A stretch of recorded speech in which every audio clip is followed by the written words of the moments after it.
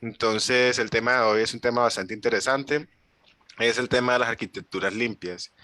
Eh, Eso es muy importante, pues definitivamente eso es lo que diferencia a un buen programador o a un programador Ujú. experimentado, ¿cierto? De un programador que apenas está empezando y cree que todo se basa, que lo más importante es el código o el lenguaje de programación. O qué opinas de eso, Alejo? Sí, claro. Cuando uno empieza en el mundo de la programación, a uno le dicen que hay 5 pasos, ¿no? Ujú, Básicamente, bueno, los más sencillos son levantar requerimientos, diseñar ujú. el sistema o la solución, programar, documentar y el mantenimiento de ese código. 5 pasos, pero en realidad cuando uno empieza, uno cree que programar, que sentarse a tirar código es lo más importante, obviando todos los pasos previos y los pasos que vienen después de ese.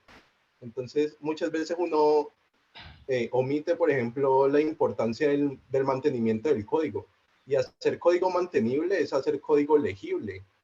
Sí. Eso es muy importante, que tú cuando escribas código, cuando crees variables, cuando crees funciones, cuando diseñes el sistema, tienes que diseñarlo pensando en que otra persona después va a llegar a sentarse a A leer ese leerlo. código. Y hasta uno mismo, porque muchas veces no Ujú. ha pasado una semana y uno fue, pucha, ¿qué rayos estoy haciendo aquí? Entonces, Exactamente. básicamente es la arquitectura, pues ya tratando de dar como una definición, es como, pues el objetivo de la arquitectura es hacer el software lo más simple posible, legible y que sea tratar de dar soluciones a problemas, Ujú. por muy complejos que sean, soluciones muy simples para que cualquier persona llegue y las entienda con facilidad. Pero esas son Sí, cosas que se entienden es con la práctica y con la experiencia, porque uno sí, empieza y uno, exactamente. ¿cierto? Uno puede meter, por ejemplo, algo básico como anidar 100 if dentro para lograr un objetivo en una sola función, en un solo archivo de 1 millón de líneas de código y funciona, sí, funciona, pero Sí, vaya funciona, pero no usted, quiere decir que sea sí. un código decente. Ajá, sí, sí, sí. Sí, entonces, básicamente estos son los temas que se discuten cuando hablamos de arquitectura. Y como para comenzar a darle forma al tema, entonces, pues dame una definición tuya de qué es arquitectura, arquitectura de software. Te lo voy a poner así. Los lenguajes de programación son como herramientas. Ujú, Entonces, tú puedes aprender todos los lenguajes de programación que quieras, pero en realidad lo que estás haciendo es tu caja de herramientas más grande. Pero al igual que tener un martillo no significa que sepas construir una casa, o tener una sierra no significa que sepas carpintería. Igual, tener la herramienta, tener el lenguaje de programación no te convierte en un constructor de soluciones o en un buen programador, de hecho. ujú. Entonces, para mí esa es la definición de arquitectura de software, ir más allá del simple hecho de usar la herramienta, sino construir con esa herramienta un sistema, sobre todo escalable y Sí, robusto. sí, sí, sí. De hecho, digamos, estoy de acuerdo con algo y es, para mí lo más importante, y eso lo dice Robert Martin en su libro de Arquitecturas Limpias, y es que, digamos, como esa característica más importante de un software, de un sistema, esa cualidad debería ser la más importante, la que más debemos cuidar, es su capacidad de escalar, su capacidad, la Ujú. facilidad de mantenerlo, porque no importa que al comienzo el software sea algo muy sencillo, sea algo muy básico, es cierto, Sí, eso. pero después de que sea algo mantenible, podemos llegar hasta donde queramos, hasta donde lo necesitemos. Sí, y el software por naturaleza está hecho para crecer, para Ujú, agregarle nuevas funcionalidades. Entonces hay que siempre pensar en eso, por más pequeño que sea el proyecto inicialmente. exacto, listo. Ya con base en esto podemos hablar de qué, entonces, qué es una buena arquitectura de software, ¿cierto? ¿Qué consideramos nosotros como Ujú. una buena arquitectura?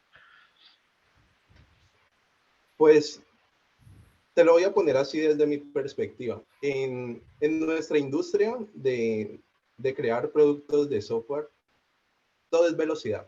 Entonces, la velocidad con la que carga el sistema, por ejemplo, es uno de los ejes fundamentales, pero también hay cuestiones de programación. Por ejemplo, la velocidad con la que entregas eh, los sprints, o la velocidad con la que el usuario asimila la aplicación, que eso ya es experiencia de usuario, que simplemente con ver la pantalla ya entienda qué tiene que hacer para lograr lo que necesita.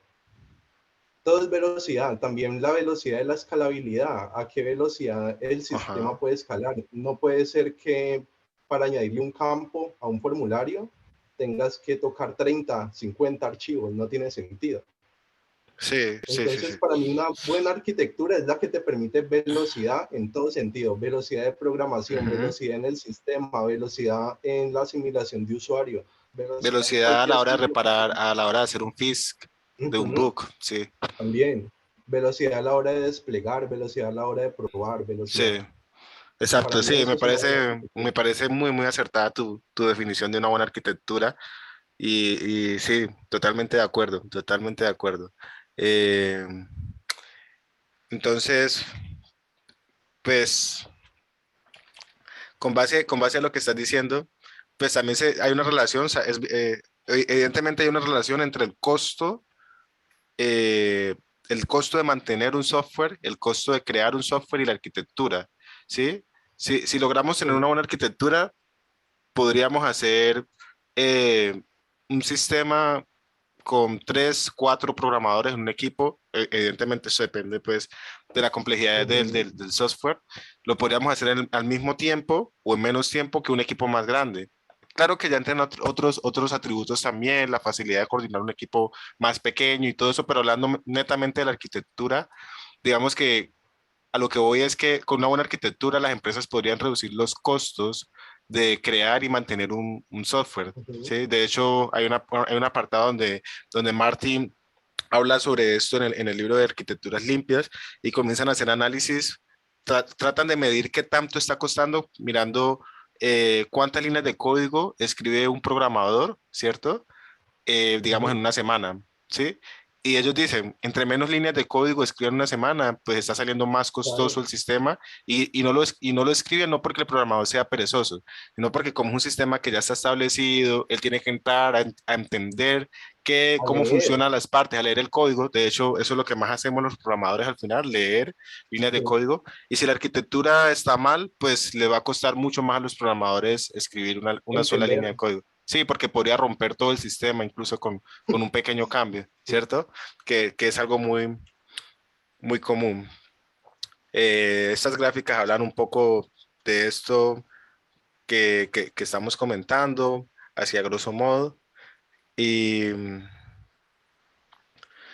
pues es costoso y todo, pues porque hay una mala arquitectura de software. Entonces, aquí hay una frase que me gustó y es que el objetivo de la arquitectura de un software es minimizar, ¿cierto?, el esfuerzo humano. Creo que ujú, pues evidentemente está muy relacionada con el concepto, con la definición que diste. Evidentemente, si una persona lo logra hacer rápido es porque es más fácil, ¿cierto? Eh, el objetivo es, digamos, minimizar ese esfuerzo humano que requiere para construir y o mantener un sistema. Y entonces ese es el sí, objetivo y gran parte de la teoría, pues las personas que hablan sobre este tema referencian a Robert Martin por su libro Clean Architecture y ujú. nos basamos básicamente en este libro para sacar la teoría de esta presentación. Te quiero hacer otra pregunta, Alejo, y es, Dame. por qué creerías entonces que una persona debería aprender arquitectura y por dónde empezar? ¿Sí? Uf, esa es una muy buena pregunta. O bueno, esas son dos muy buenas preguntas. ¿Por qué debería de entender arquitectura? Básicamente porque los sistemas más grandes usan arquitectura. Entonces, si tú quieres crear un producto escalable, un producto real, necesitas arquitectura. Y si tú quieres entrar a un proyecto que ya ha crecido durante varios años, van a tener su arquitectura.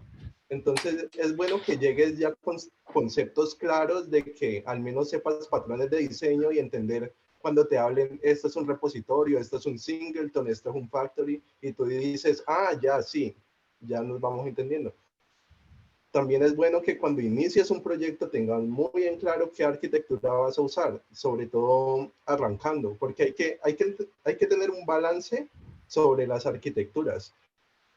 Es muy bonito tener un sistema en microservicios, por ejemplo, pero de entrada siendo un solo programador haciendo microservicios para una Sí, aplicación que no sí, es sabe muy si va a difícil. funcionar, Ajá, más bien tírele es un monolítico y monolítico, primero sí. pruebe el producto mínimo viable y Ujú. después cuando escale, ahí sí piensa en, en microservicios. Hay que tener muy en claro esa, Sí, sí, de como hecho ese, eso es un esa patrón muy proporción. común, ¿no?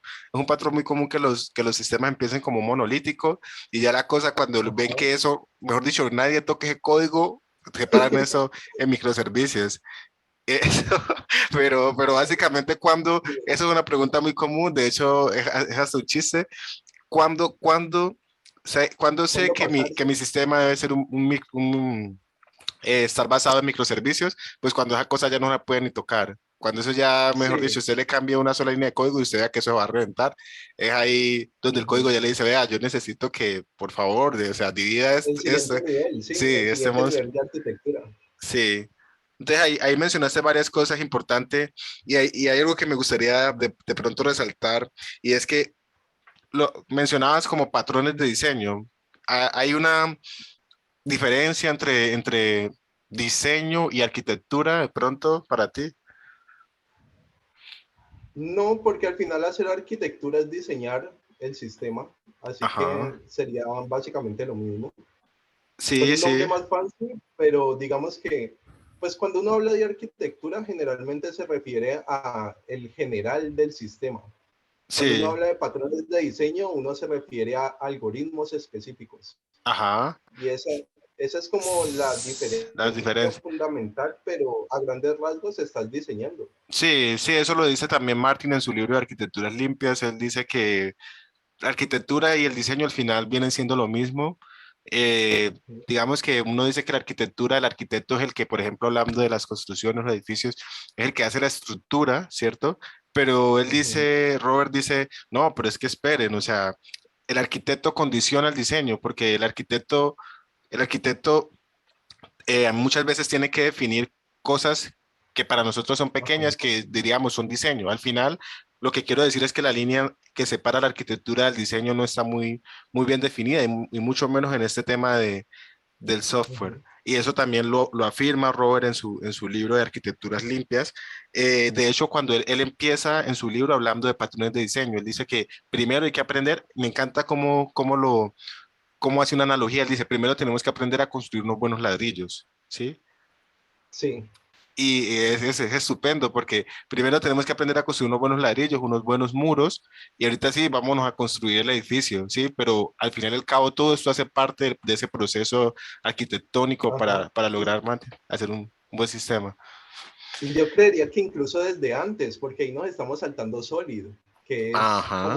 que es como programar bien orientado a objetos. Sí, sí, él empieza Y, con Solid, él empieza con ujú, Solid.